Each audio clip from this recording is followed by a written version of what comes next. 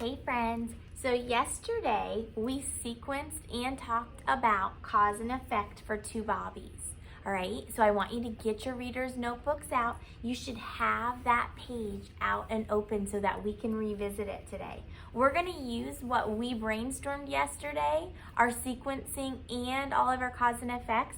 We're gonna use that to write a little paragraph about two bobbies. So really, right next to your page, you should have a blank page. That is easy for you to go back, and we can kind of go back and look for our answers as we're doing our writing.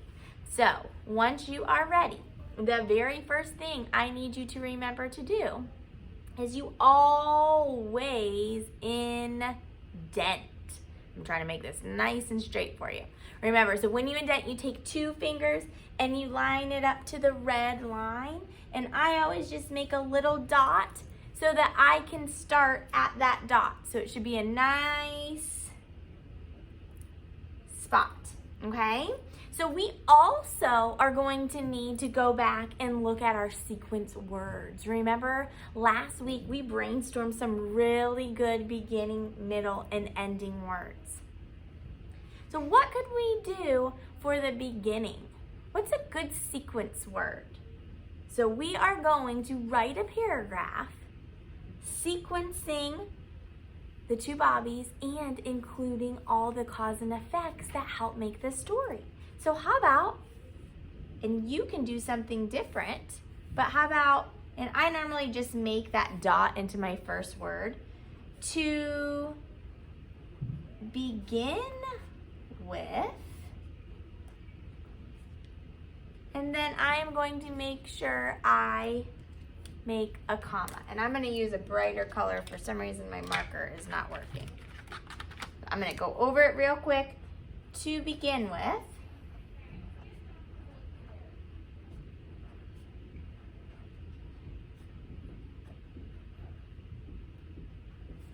and then we wanna make sure we skip lines. So to begin with, in two bobbies, what was the first thing we said? What was the first cause? Hurricane Katrina came, right? And let's add a little bit more detail. Where did Hurricane Katrina come? Where was the setting of this story? So to begin with, in two bobbies, hurricane, and we're still skipping lines, Katrina came to, do you remember? Louisiana. We want to make sure we capitalize Louisiana.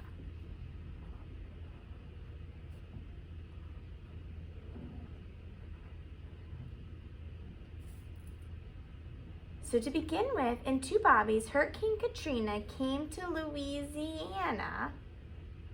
And what was the effect? Do you remember? And Bobby and Bobcat got left behind. So I made a period here. Erase that. I didn't mean to do that. So we're still skipping lines.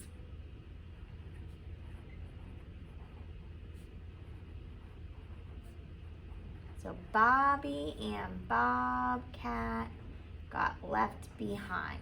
Still skipping lines. Now we can put a period. And remember, your beginning, middle, and end, cause and effect should be right on the page next to you, so you should be able to look.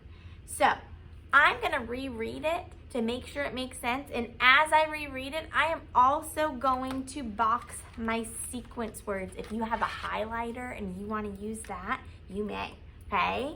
So my sequence word, to begin with, in two bobbies, Hurricane Katrina came to Louisiana. Bobby and Bobcat got left behind. Okay, does that make sense? Looks good. I'm making sure I start my sentence with a capital letter. If I have any proper nouns, those are capitalized. Those are names of places, things, and people. And then it's ending with a period. Check, I like it. All right, let's move on to the middle. If we go back and look, we can see in the middle, the two Bobbies couldn't stay with Rich, so Rich took them to an animal shelter, right? So what's a good sequence word for the middle? Do you remember? I want you to go back and look, and I want you to write yours down. Okay, I'm gonna write one. Yours might be the same as mine. Yours might be different, but it should be one of our middle sequencing words. I'm going to use next. Next, and remember, we're boxing our sequence words.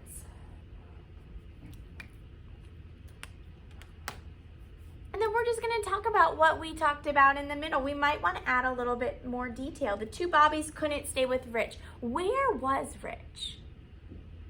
At the construction site? Do you think maybe we should add that important detail? Me too.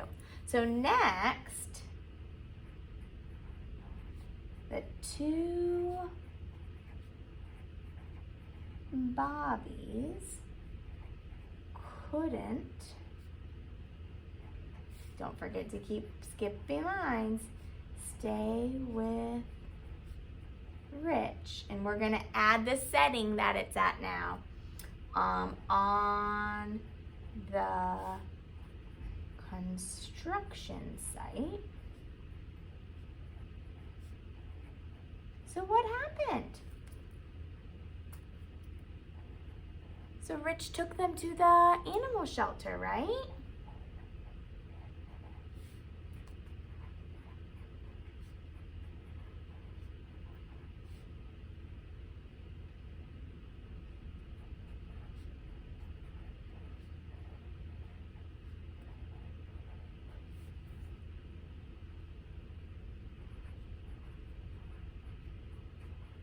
End of a sentence, you better make sure you put a what? Period. All right, and let's read it and make sure. Next, the two Bobbies couldn't stay with Rich on the construction site, so Rich took them to the animal shelter. Yep, that makes sense. That's the next big event in the story. And then what happened at the end? What is a good sequence word? I want you to write down your favorite ending sequence word. Which one did you use? I'm going to use last.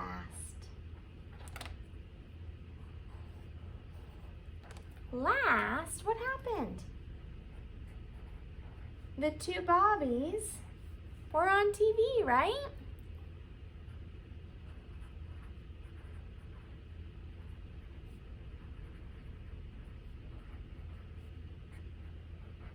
And what was the result of that? Once they were on TV, what happened? Another character, Melinda, saw them, right? And then she took them to their forever home. So you can write that however you would like. Last, the two Bobbies were on TV. And Melinda saw them, and you could say adopted them, took them home. You can use what we wrote yesterday, or you can kind of write it in your own words. Last, the two Bobbies were on TV, and Melinda saw them. And now I kind of ran out of room, so I'm just gonna squeeze mine here, and took them home to her ranch. And I'm going to make sure to put a nice punctuation mark. So there you go. Nice job. We used our brainstorming from yesterday to write a very nice paragraph. And I love paragraphs that look exactly like this. So eventually you are going to have to do these by yourself, but we're going to practice a lot before together. But indenting, oh, I love it. Capital letters, love it even more. Punctuation marks, it makes me want to whoop for joy. Okay, so there you go. You are all done. Bye.